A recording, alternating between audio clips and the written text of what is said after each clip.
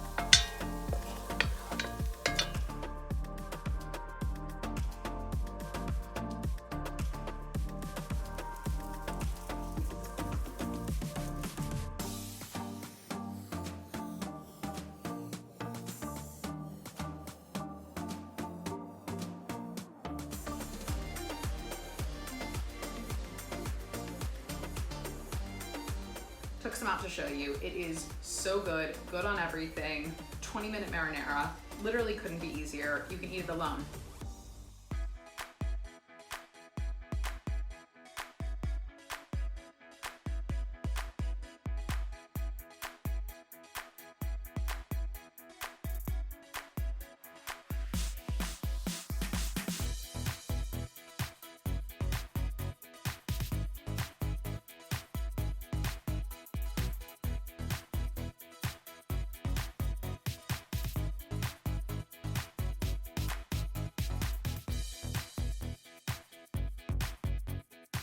So here we have it. I just put it in the bowl. I'm gonna taste for seasoning. I'm gonna add a little bit of salt.